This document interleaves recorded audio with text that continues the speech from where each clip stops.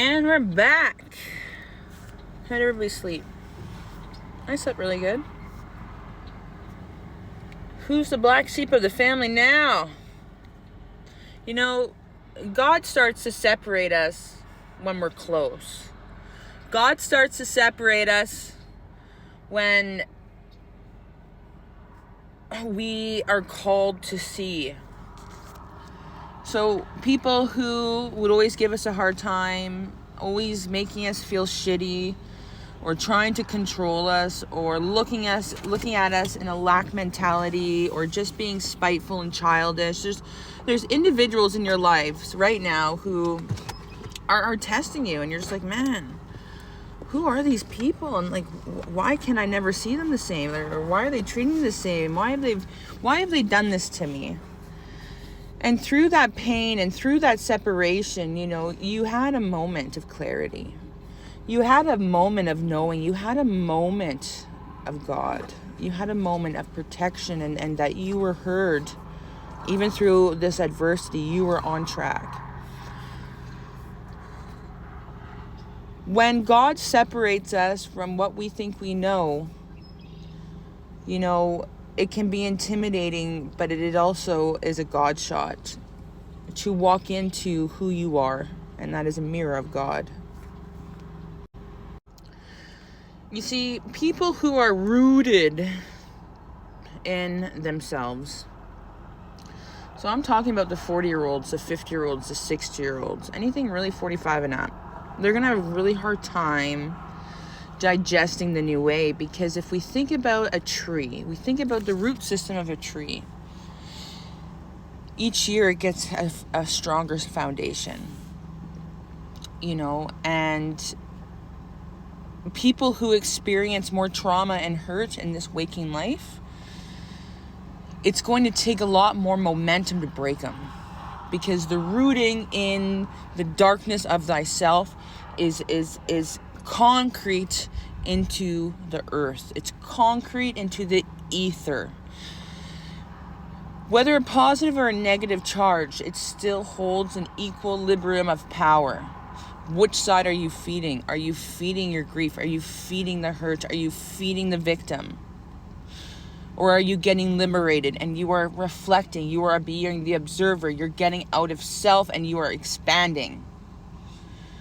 You know, I couldn't understand why I had the relationship with my mom for the longest time. You know, if I wasn't her pushover, I was her target of humor. I was her target of, I still am. You know, I feel like my mom loves to paint a cloud of me that is annoyance.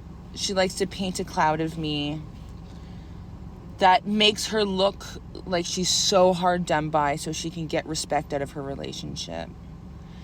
You know, these type of people, they need a vocal point so they don't have to dismantle themselves. People will put you on a pedestal of dirt. And when they start doing that to you, don't take it offensively. Like, for sure, process it how you process it. But I want everyone to know that when you start isolating or when people start showing themselves to you, you have a light. You have a worth of being. People will look at you and they can sense your light. They don't want to be around you. There's something about you that is about to fucking go Kamehameha! So when we embrace a spiritual awakening, everything that is familiar starts to trickle away, because God is trying to isolate us so we can understand why this is happening to us, so we can really reflect on our behavior. We can really reflect on the people in our lives. Are they really for my best well-being? You know, in the beginning, people started projecting me as crazy. But God gives me signs so then I can be avoided from prosecution. I can be avoided from judgment. The only judgment is that you can't wrap your head around it. God protects those who stand up and fight for what is right. I am divinely protected. You know, like, today is a good day for me. I've moved a lot of limited beliefs out of the way. And when we start the spiritual awakening and we start to get isolated and we start really looking into ancient teachings, finding our groove in the spiritual whirlwind to what really resonates with us to help lift us higher and higher. That's why no religion is bad. That's why no mantra is bad, right? Unless it's like negative or something, like, I don't know, like that. Because mantras can be negative. What is a mantra? A mantra is a repeating of words, right? I am worthy, I am worthy, I am love, I am love, I am happy, I am happy, I am God. Or, I hate myself. I look fat today. Ugh, I'm aging. Why do people hate me? Why is my life this way? Oh, I don't want to do that.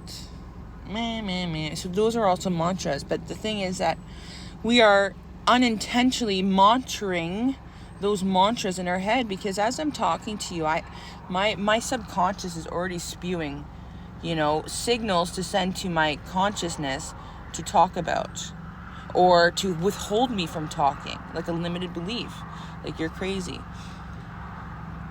you're just a hurt bitch. So there's a negative side or positive side, like in the beginning people are like, are you okay? Are you okay? I'm like, yeah, man, I'm okay.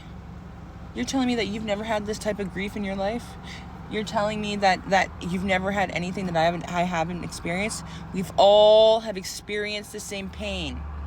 It may look differently on how the act was made, but it's the same feeling. It's the same frequency. How we play it out in the wake, irrelevant. Because our brains conduct waves. Our brains pick up on signals. That's why number science, numerology, it's a signal from the matrix higher office. They'd be like, yo, back to the present. Yo, 555, transformation, watch out. Be mindful. Be open-minded. Be flexible. Because when we are open-minded and we are flexible, we are less of a target of pain, because we release the expectation, we release the ego, we release how it is going to affect us. Because if we are limited in God, if we are limited in our authentic selves, nothing can touch us. We could lose our house, we could lose our car, we could lose our spouse, we could lose, all the money in the world. And what really judges your character is how you treat someone else and how you get through that. People are having things happen to them. They're like, why is this happening to me? Especially on a relationship level. Watch how your relationships with the closest people are playing out. Are they replaying negative tones? Are you more sensitive to negative tones? Again, be your own human experience. Really step out of who you think you are and just be blank. Observe the relationships. I'll observe the feelings they give you. Be mindful to what you're listening to right now. We are recorders. What I see in a day is what my day is going to look like. What I listen in a day is what my day is going to look like. And let's say you're listening to some horny ass rap music, right? But you're not going to live a really horny day. What that's going to possibly do is it's actually going to create a negative tone. Because if you listen to the lyrics, your body's internaling the lyrics. You're uplifted, but you're internaling the lyrics. And sometimes the lyrics can make you feel worthy, and it's not nice. We really need to tap into how certain things make us feel. And when we do that, our intuition navigates us. And that's our God shot. Man, seriously, do a frequency detox. Just listen to frequencies. Listen to podcasts. It's happening and you're feeling it.